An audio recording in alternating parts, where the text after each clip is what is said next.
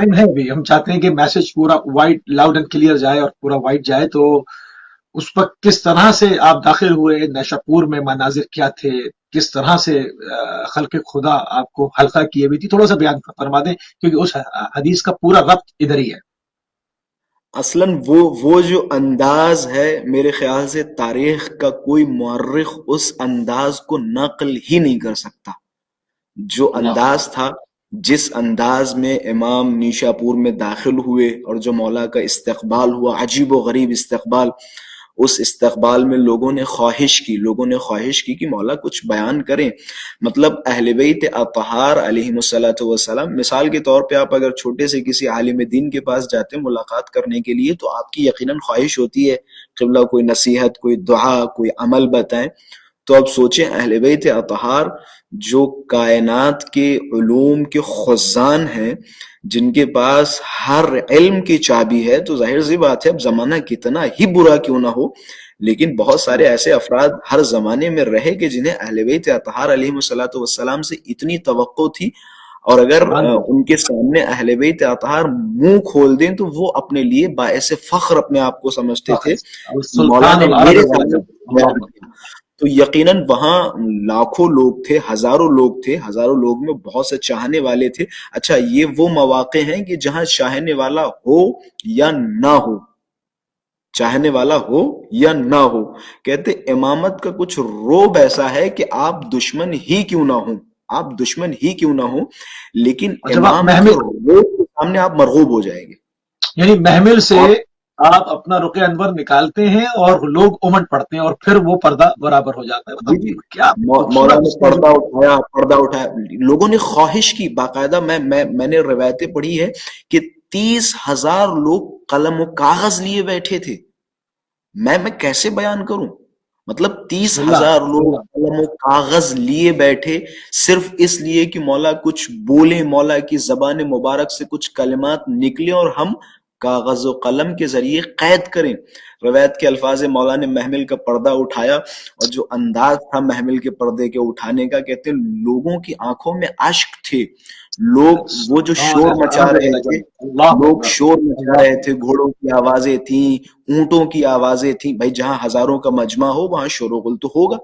کہتے ہیں جب مولا نے محمل کا پردہ اٹھایا اور جیسے ہی مولا کی زبان مبارک سے بسم اللہ الرحمن الرحیم نکلا، کہتے یہاں تک کہ وہ سانسیں، جب ہم خاموش ہوتے ہیں تو ہلکی ہلکی سی ہماری سانسیں اوپر نیچے ہوتی ہیں.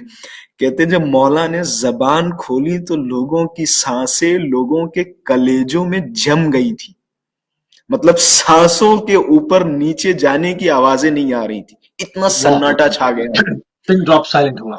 یعنی کیا. جی جی، پھر مولا نے فرمایا کلمۃ لا الہ الا اللہ حسنی، کلمہ لا الہ الا اللہ ہمارا قلعہ ہے، اور جو بھی اس قلعے میں داخل ہوگا وہ امن پا جائے گا، نجات پا جائے گا. مولا نے محمل کا پردہ گرا دیا، اللہ تھوڑا اکبر. اونٹ آگے چلا.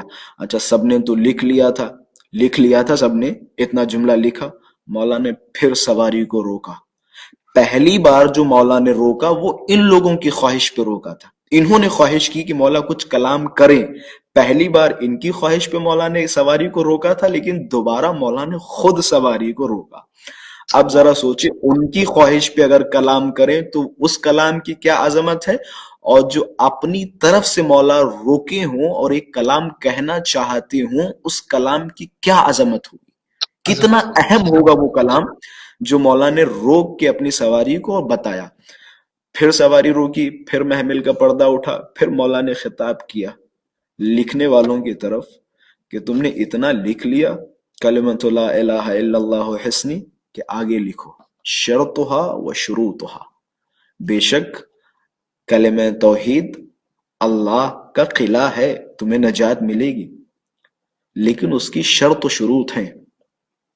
وانا من وَأَنَا مِن شروطها. شَرْطِهَا، وانا من ہم اس کی شروطها. پہلی شرط، ہم اس کی پہلی شرط ہیں، یا ہم ان کی شروط میں سے ہیں. اچھا، ایک دو تین طرح کی روایتیں. ایک روایت میں ہے کہ وَأَنَا مِن شَرْطِ الْأَوَّلِ، ہم اس کی پہلی شرط ہیں. اور اللہ اکبر. اس روایت میں اور اچھے نکات موجود ہیں. ایک تو ہے کہ وَأَنَا مِن شُرُوطِهَا، کہ ہم ان کی شرطوں میں سے ہیں، مطلب اس کی بہت ساری شروط ہیں، ان میں سے ایک شرط شرط امامت ہے، لیکن ایک روایت جو مولا نے فرمایا وہ انا من شرط الاول، ہم اس کی پہلی شرط ہیں، پہلی شرط ہے۔ مطلب الحمد اگر للہ۔ ہماری معرفت، ہماری محبت، ہماری ولایت تمہارے دلوں میں نہیں ہوگی تو بالکل یہ کلمہ توحید بھی تمہیں کوئی فائدہ نہیں پہنچائے گا۔ یہ نظام خداوند متعال ہے، یہ خداوند متعال کا نظام ہے۔ خدا نے ایک رول بنایا ہے، قاعدہ بنایا ہے، خدا نے قاعدہ بنایا ہے کہ مجھ تک پہنچنا ہو تو اہل بیت اطہار کے دروازے سے آؤ،